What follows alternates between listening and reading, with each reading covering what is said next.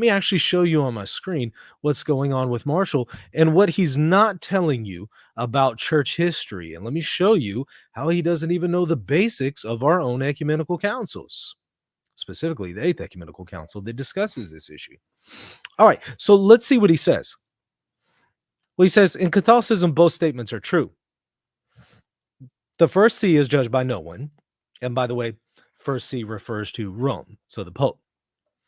Number two, Pope Honorius, let him be accursed, or anathema sit. And then he says, Pope Honorius was anathematized by the church. And then he has an interesting screenshot, or an interesting picture here in the screenshot. It says, we must remember that Honorius had been accused of heresy, and that is the sole reason for which inferiors may lawfully resist their superiors by freely rejecting their pernicious opinions. And what Marshall will try to do is he'll try to use this to support his own personal dissent against Pope Francis, and even cover for his friends like Bishop Strickland, who have accused the papacy of heresy. And he'll say, see, in this case, you can judge the Pope. In this particular case, if the Pope is teaching heresy, you can judge him and you can lawfully resist him. But see, what he doesn't tell you is the context behind this discussion, which our Eighth Ecumenical Council settled. You see, he doesn't seem to be aware of that. Our Eighth Ecumenical Council from the year 869 to 870. We often speak of the first 7 ecumenical councils. There's more than that. There's 21 of them. Well, unfortunately, Taylor Marshall doesn't seem to be aware of what the ecumenical councils teach. And so what I'm going to do is I'm going to read to you from the Acts of the Eighth Ecumenical Council that specifically talk about the case of Pope Honorius. And in fact, it not only shows that he left something crucial out, it's also a pivotal point that completely condemns what Taylor Marshall is doing and Strickland are doing, and among others. Let me show this to you. I took a page of one of the, took a screenshot, or a picture, I should say, of the Acts here. A page of the Acts. This is from, I believe it is the 7th session. Let me double check.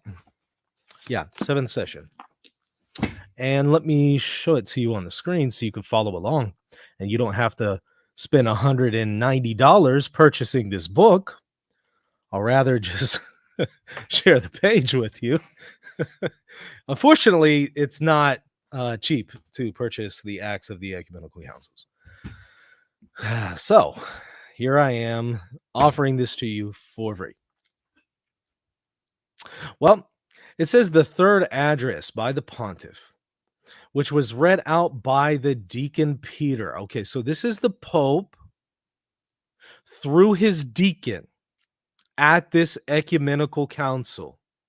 They're discussing the case of Pope Honorius. Watch this. This effrontery is intolerable. And what are they talking about? Well, they're talking about Photius, who sat in judgment of the papacy and accused it of heresy. Kind of like Taylor Marshall, who has multiple times accused Pope Francis of teaching heresy, and has Bishop Strickland, his friend. Both of them have done that, just like Patriarch Photius. And here the Pope says this effrontery is intolerable, beloved, and I confess the hearing of my heart cannot endure it. Who of you, I pray, ever heard of such a thing, or encountered such immense presumption, at least in reading? Although we have read of the Roman pontiff passing judgment on the prelates of all the churches, we have not read of anyone having passed judgment on him. For even though Honorius, now pay attention to this part, even though Honorius was anathematized after his death, or after this death, by the Easterners, it should be known that he had been accused of heresy, which is the only offense where inferiors have the right to resist the initiatives of their superiors, who are free to reject their false opinions. And that is all that Taylor Marshall showed you, right? He didn't show you the rest. Here's the rest. Here's the kicker. Although, even in this case, no patriarch or other bishop has the right of passing any judgment on him unless the consent of the Pope of the same first see has authorized it. Right there. Completely failed to tell you the rest. You see, he only told you the one part about how the Pope can be judged in the case of heresy, but he doesn't tell you who the Eighth Ecumenical Council says does the judging. It's not Taylor Marshall. It's not a bishop. It's not a patriarch. Guess who does the judging against a pope? Another pope. Yeah. A sitting pope, a living pope, can judge his predecessor. So a dead pope can be judged by a living pope. So if you currently have a live pope, a pope who's alive, who's right there by your side saying, yeah, I'm right here on board with you condemning one of my predecessors. Okay, cool. You're good to go. You won't have any problems from me. 2 thumbs up from me. If Pope Francis allows you to condemn Pope Francis or any of his predecessors, I'm right there with you. Because the Eighth Ecumenical Council notes that is the only case in which a pope can be judged, when the pope himself is authorizing it. But when you don't have a pope authorizing it, nobody, not a patriarch, not a bishop, not a YouTuber, nobody can judge the pope. And this same council anathematized anyone who would do such a thing. So in other words, Taylor Marshall and what he has done is something that the council itself anathematizes. What Bishop Strickland has done in accusing the papacy of teaching heresy is something anathematized by the Eighth Ecumenical Council.